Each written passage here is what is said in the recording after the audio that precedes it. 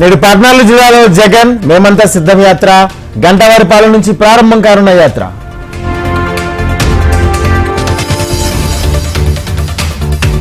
AP Congress అభ్యర్థుల రెండో జాబితా విడుదల. అసెంబ్లీకి 12, లోక్సభకు 6 అభ్యర్థుల ప్రకటన. మరో అభ్యర్థిని ప్రకటించిన జనసేన.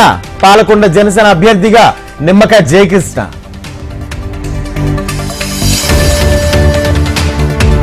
అధికారంలోకి రాగానే వాలంటీర్లకు 10,000.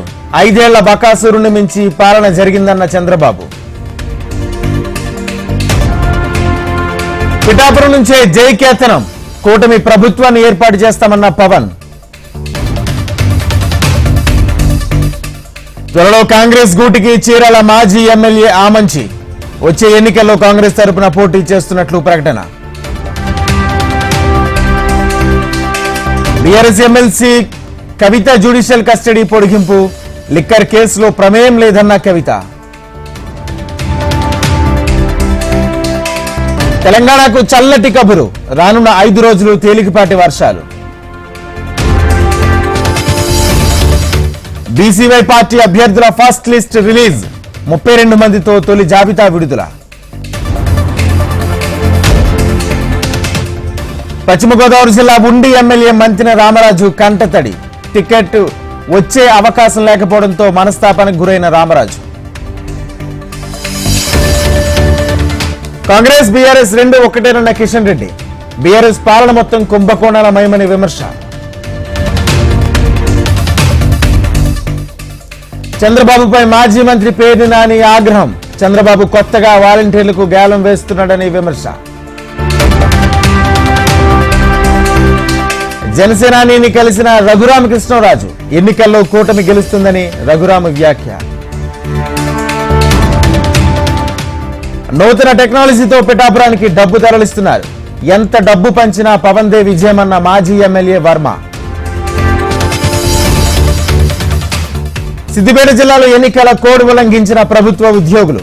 106 మంది ఉద్యోగులపై సస్పెన్షన్ వేటు వేసిన జిల్లా కలెక్టర్. పార్వతీపురం మన్యం జిల్లాలో ఏనుగుల గుంపు హల్చల్. ఏనుగుల రోడ్లపైకి రావడంతో భయం గుప్పిట్లో స్థానికులు.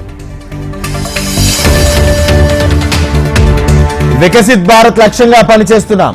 ఇండియా కూటమికి ప్రజలే బుద్ధి చెప్తున్నారన్న మోడీ. ఢిల్లీ హైకోర్టులో కేజ్రీవాల్ కు చుక్కెదురు. కేజ్రీవాల్ అరెస్టును సమర్థించిన హైకోర్టు. తమిళనాడులో ఈడీ దాడుల కలకలం. చెన్నై సహా 35 చోట్ల ఏకకాల సోదాలు. లోక్సభ ఎన్నికల నేపథ్యంలో మహారాష్ట్రలో కీలక పరిణామాలు. బీజేపీ కూటమికి బేషరతుగా మద్దతు ప్రకటించిన రాజ్ ఠాక్రే. చైనాకు భారత రక్షణ మంత్రి రాజ్నాథ్ సింగ్ గట్టి కౌంటర్. చైనాలోని ప్రాంతాలకు పేర్లు మార్చితే భారత్ భూభాగాలుగా అయిపోతాయా అని ప్రశ్న. అమెరికాలో హైదరాబాద్ యువకుడు అనుమానాస్పద మృతి.